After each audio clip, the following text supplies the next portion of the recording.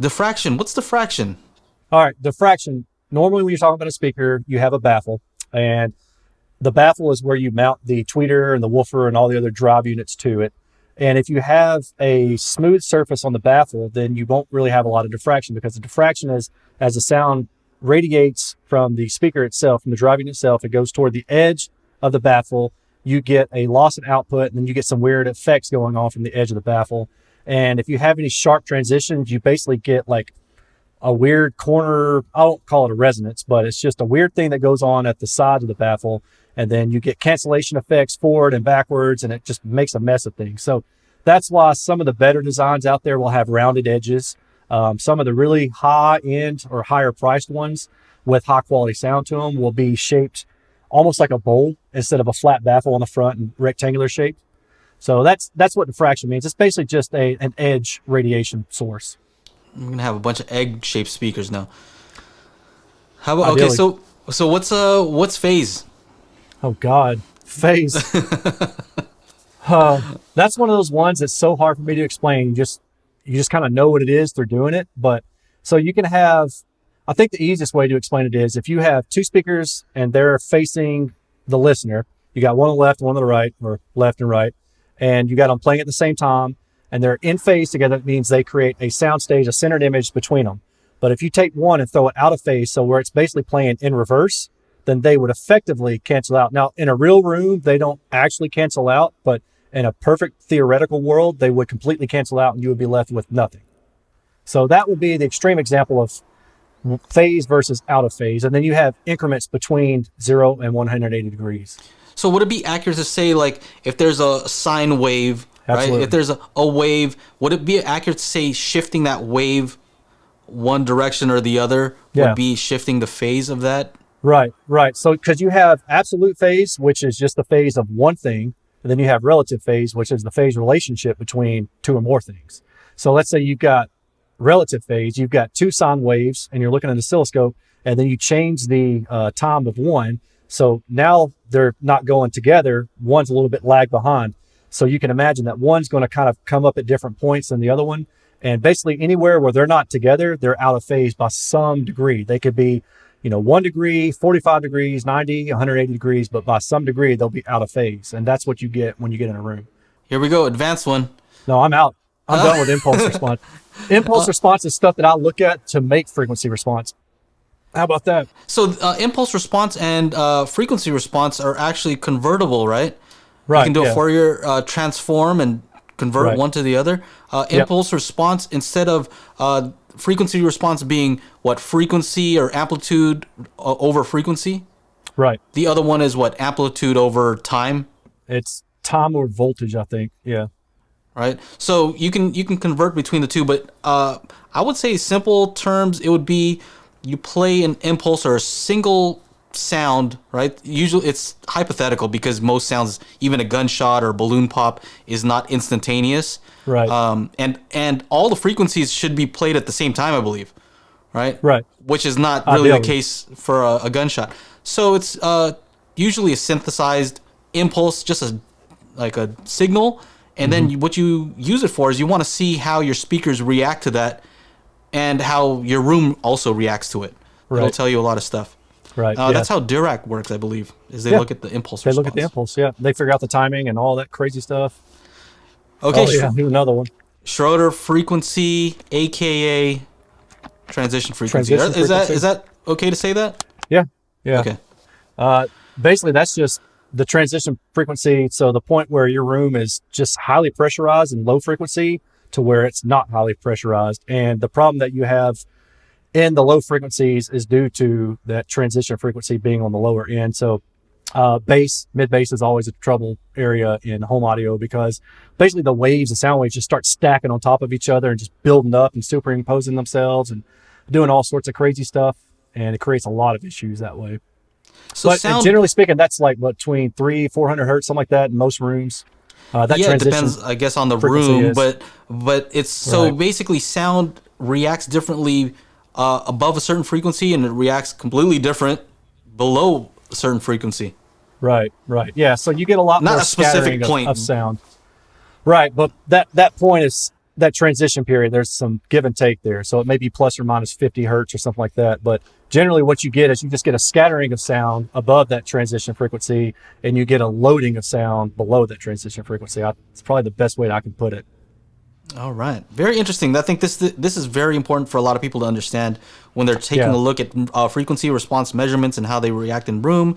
They need to understand this and what that means to the bass versus the higher frequencies. Right. So, and since you mentioned that, going back to the Schroeder frequency, when you look at a good anechoic set of data, which is one thing that I'm able to provide here, and most in-room measurements are all going to show valid measurements above that Schroeder frequency. And below that, however, is a nightmare. So if somebody provides you anechoic data, then you can back out a prediction for what the speaker is actually going to do in your room. And it's mostly going to be right on target above that 300-400 hertz region, especially as you go above 1 kilohertz. But below that, your room is very, very dominant on the sound. So basically, I don't want to say to ignore it, but it's just your room is such a wreck that it impacts so much of that frequency response below that frequency. Yeah, it's very interesting. All right, so let's do a little bit more rapid fire, just because we've been doing some technical stuff, which is okay. What does this mean when the speaker disappears? You don't hear the speaker anymore. What would the opposite of that be, I guess? The speaker appears. It draws attention to itself. Yeah, I think a disappearing speaker is a good speaker. It's one that doesn't draw attention to itself. So you're able to just sit back and listen to music, and nothing stands out, nothing sounds peaky or hot or doesn't sound incorrect. You know, the soundstage is nice. You know, soundstage is like tonality. It's very preferential, you know. So some people may like a very wide soundstage, some people may like a more narrow soundstage. So, but that depends. But yeah, I would say disappear is a very good trait for a speaker to have. How about holographic? Have you heard that one? I've heard that one. I'm thinking that's more like 3D kind of thing, like a soundstage, like, you know, the singer was right here, then the guitarist was behind her kind of thing. Yeah, well, I think, you know, when you think about a hologram, it's actually your eye sees like two different things, and then it creates this three-dimensional object, and I think that's what people are referring to with regards to sound. Sometimes does that. I can see that. Analog. Not digital. Yeah, so you're talking like when people say it sounds... So usually when people talk about the way something sounds, it sounds analog, that means it sounds warm. And then they talk about tubes. Those are always like three things that are thrown right together. And then they say... Man.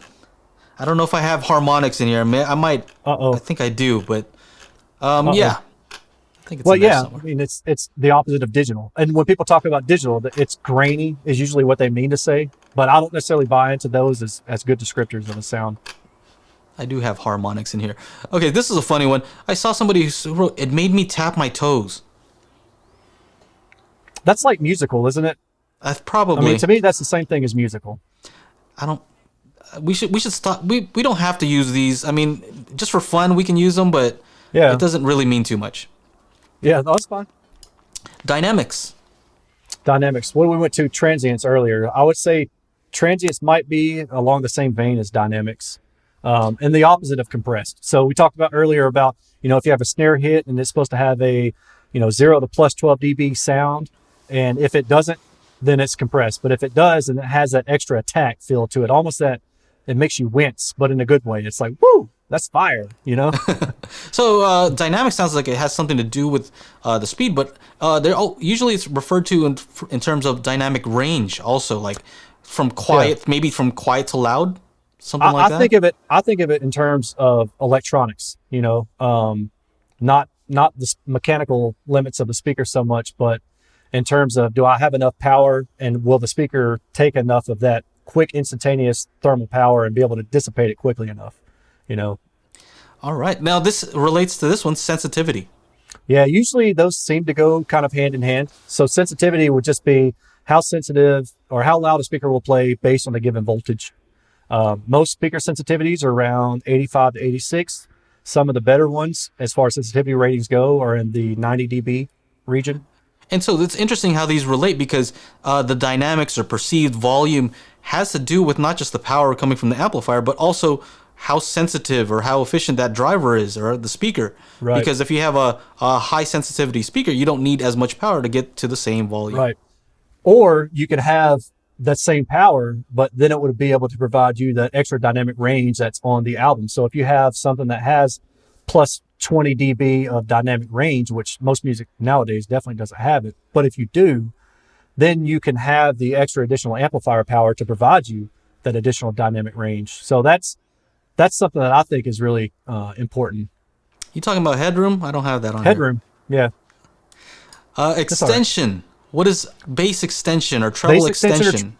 Yep, same thing. I think of just highs or lows. It either plays into the sub bass or it doesn't, or it plays past 10 kilohertz or it doesn't. I mean, that could mean anything to any number of people, I think, frequency wise.